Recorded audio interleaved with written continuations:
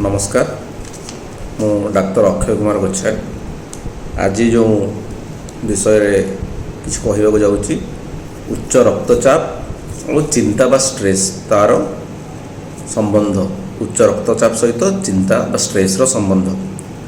तो आजिकली देखा जाउची जे वयस्क व्यक्ति क्षेत्र में बहुत कम बयसर भी युवावस्थार भी बहुत अधिक लोकं को उच्च रक्तचाप बा हाइपरटेंशन रोगर देखा जाउची। आ एथिरे गोटे बहुत बड़ कारण होची चिंता बा स्ट्रेस। तो सेइथिपई विशेष करी ग्रामांचल तुलन सहरांचल युवपीढ़ी मान क्षेत्र में स्ट्रेस बा चिंतारू अधिक उच्च रक्तचाप अधिक देखा जाउची। तो ये सब गुड़ाए सब कारण अच्छी विभिन्न प्रकार जोटा कि ऑक्युपेशनल निजर कार्य क्षेत्र में विभिन्न समस्या निजर समाज रे कौन सी समस्या आर्थिक समस्या इमोशनल समस्या जो इमोशन लोकर से प्रॉब्लम जोटा रोची सेटा निज क्लोज फ्रेंड रिलेटिव्स एम भितर ही थे पारे। गोटे बहुत बड़ फैक्टर होची मैरिटल वैवाहिक संपर्क कौन सी प्रकार रिलेशनशिप रे से जो समस्या देखा जाउची सेटा को नहीं आ गोटे होची फाइनेंशियल प्रॉब्लम जोटा भी कहली समाज रे से सब को नहीं विभिन्न प्रकार चिंता स्ट्रेस बढ़ुची जहाँकि उच्च रक्तचापर कारण होची।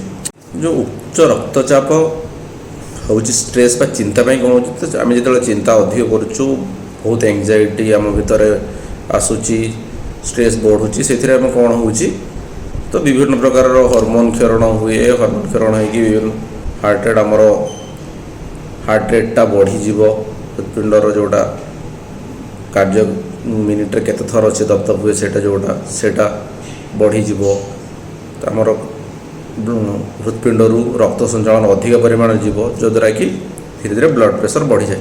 सेटा छोट छोट एपिसोड आसे केतले चिंता तो छोट छोट के टाइम गोटे स्ट्रेस अधिका होगला आपन को अधिका देखेला ब्लड प्रेशर तो सेटा पुणी तापर आपन जो नॉर्मलाइज होउछन से कम होची। एटा बारंबार बारंबार जिते बेले होउची रिपीटेडली स्ट्रेस बढ़ुची ब्लड प्रेशर बढ़ुची आउ पुणी आउ थरे खसिबा को टाइम लागुची। तो बारंबार बारंबार हैला परे सेटा गोटे क्रोनिक केस है कि हाइपरटेंशन अधिक है रोचे ब्लड प्रेशर रक्तचापटा अधिक रोचे। तो सेटा को आम मैंने मैनेज केमती करवा आज युवपीढ़ी मैंने करेंगे से विषय जानवा दरकार। तो गुड़ाए जिनस हो सबुठ बहुत इंपोर्टेंट जिनस हो स्ट्रेस को दूर कर प्रथम इंपोर्टेंट हूँ गेट एनफ स्लीप प्रचुर जी उपयुक्त मात्रा रे निद्रा दरकार से आजिकल युवपीढ़ी मैंने से निद्रा वंचित होती उपयुक्त से उपयुक्त परिमाण रे निद्रा दरकार निद सेटा से पाइबा दरकार।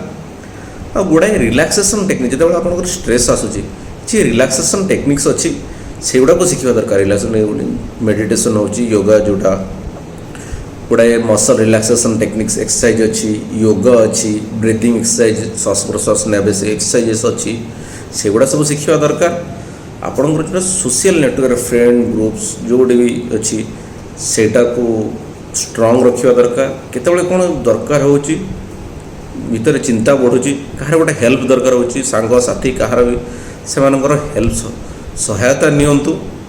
आपणकर जो होची टाइम मैनेजमेंट स्ट्रेस तो कौन प्रॉब्लम होची गोटे बहुत बड़ फैक्टर स्ट्रेस आजकल होची टाइम मैनेजमेंट। युवपीढ़ी पाखे टाइम मैनेजमेंट रो स्किल्स नहीं समय को केमती मैनेज करवा सेटा नहीं सेटा को आमर शिखा पड़े।